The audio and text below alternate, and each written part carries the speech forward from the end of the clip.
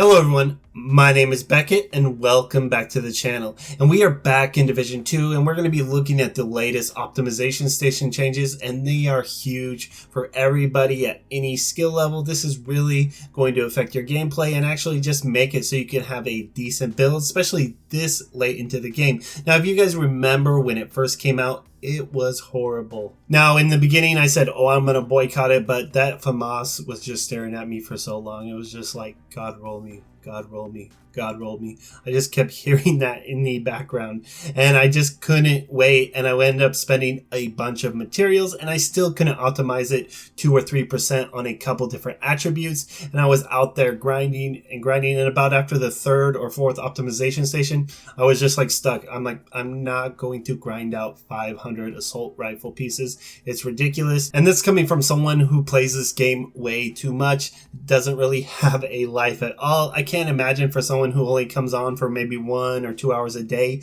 if that just comes on, plays with your friends, you had no chance of ever getting that. You might as well just keep farming and hopefully you'll get god rolls, but probably not. And now it's just so much easier for anyone trying to get into the game, and especially those people who have been playing for years. I'm looking at those people with 2,000 or 3,000 shade levels and just can't get that piece of gear, and needed this optimization station to come back into effect. And now it is, and they just took a hatchet to the optimization station.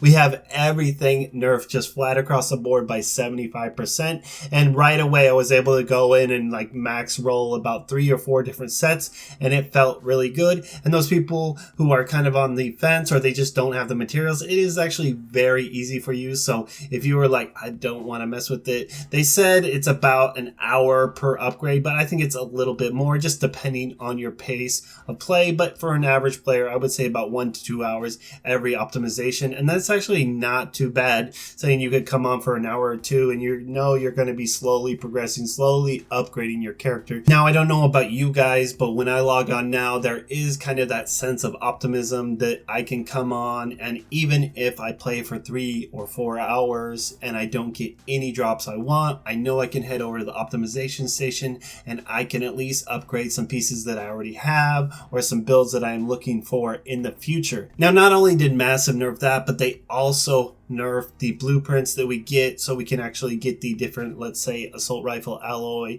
or different things throughout the game. Now we only need 50% of the materials, and that was actually huge when you go and look at it, and I think you only need about 250 for some and 500 for others. That is huge, and it's very easy to farm out these materials compared to actually farming out the alloys. Having to go farm out 200 or 300 assault rifles just to get one upgrade, it was just unreasonable. Not only that, but they actually buffed other things in a sense. The caches, optimization caches, the recalibration caches, all those things have more meaning. And if we're doing our global events like we have this week and we have the reanimated, it kind of makes it where like, okay, maybe I don't need to buy the name cache. Maybe I need to buy the optimization cache because it's going to be more benefit for me. I know I'm actually going to upgrade my character instead of just buying all those name caches and getting every named item except the named item that I want.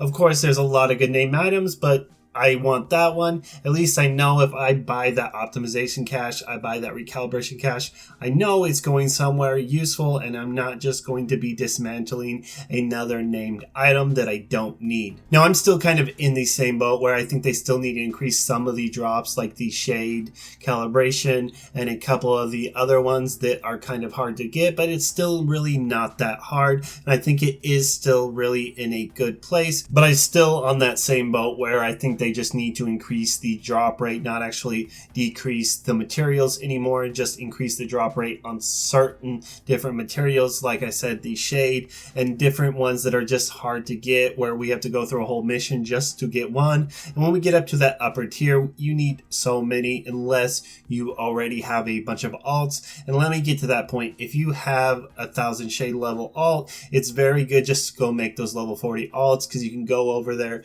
you can level up your shade, and and you can actually just put all those extra points, the 200 extra points, inside shade recalibration, and you're going to be able to pretty much upgrade everything in your stash, and it's going to be really helpful, especially for those players who are at 1,000 shade level or higher. And if you're higher, you're going to get even more shade calibration. So it's really up to you, and it's kind of more of an incentive to keep pushing to that level 1,000 shade. Now, I would love to know how you guys are feeling about the optimization station. It's a really great step in the direction as far as I'm concerned, but how do you guys feel about it? Are you enjoying it? How much have you upgraded? Have you done everything in your stash yet? Or are you still working on it? It's going to be very nice to look into that stash and just know you have God rolls for any build you want to run, and you can just worry about playing the game again.